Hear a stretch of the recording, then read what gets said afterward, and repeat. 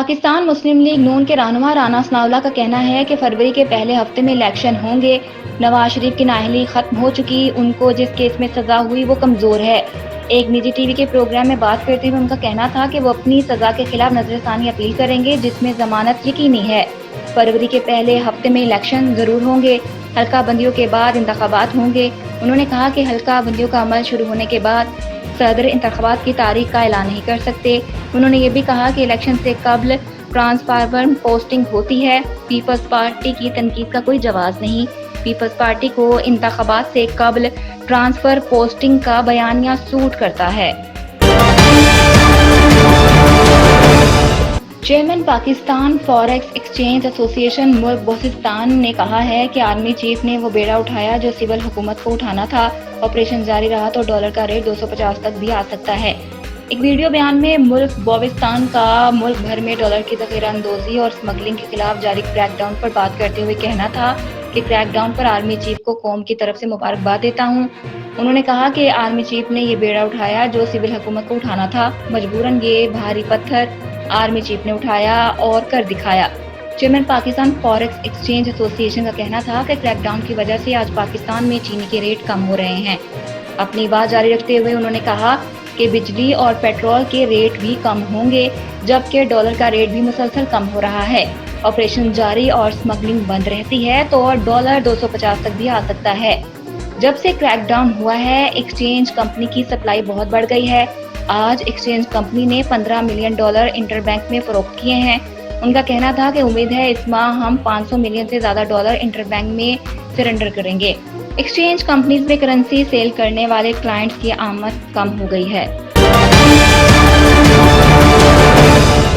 PTI रहनुमा शाह महमूद कुरैशी का कहना है कि मौत बरहक है। जेल में जहां कैद हूं इससे चंद कदम दूर फांसी घाट है।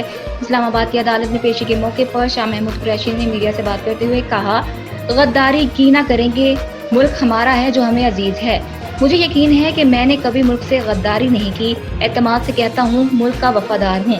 मुल्क से गद्दारी की है तो फांसी घाट पर लटका दिया जाए, कबूल करूँगा।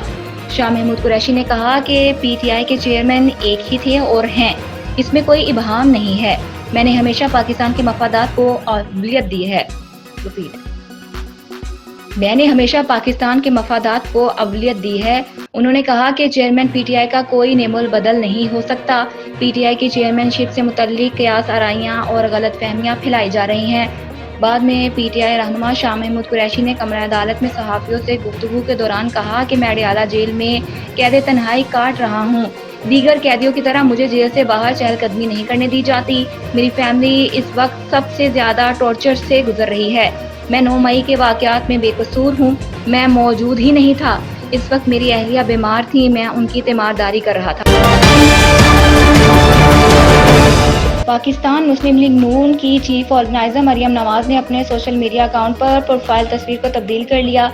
मरियम नवाज ने एक्स ट्विटर पर अपने वालिद नवाज शरीफ की तस्वीर लगाई है जिसमें उनका इस्तकबाल किया जा रहा है। मरियम नवाज की जानिब से लगाई गई तस्वीर ने भी तस्दीक कर दी है कि नवाज शरीफ 21 अक्टूबर को पाकिस्तान वापस आ रहे हैं। वाज़ेह रहे कि मरियम नवाज सोशल मीडिया पर बहुत ज्यादा मुतहर्रिक रहती हैं और वो इसके जरिए पार्टी कारकुनों से भी राब्ते में रहती हैं। याद रहे कि गुज़िश्ता शहबाज शरीफ ने ऐलान किया था कि भरपूर मुशावरत के बाद फैसला हुआ है कि 21 अक्टूबर को नवाज शरीफ पाकिस्तान आएंगे। दूसरी जानिब चीफ जस्टिस पाकिस्तान उमर अता बंदयाल ने जजेस कॉलोनी में चीफ जस्टिस हाउस खाली कर दिया। ज़राए का कहना है कि chief justice Umar Ata Bandial chief justice house से रिटायर्ड जजेस के लिए मुख्तस घर में मुंतकिल हो गए। ज़राए ने बताया है कि chief justice Pakistan justice Umar Ata Bandial 16 सितंबर को रिटायर हो जाएंगे। जस्टिस काजी फायज ईसा 17 सितंबर को चीफ जस्टिस के ओहदे का हल्फ उठाएंगे।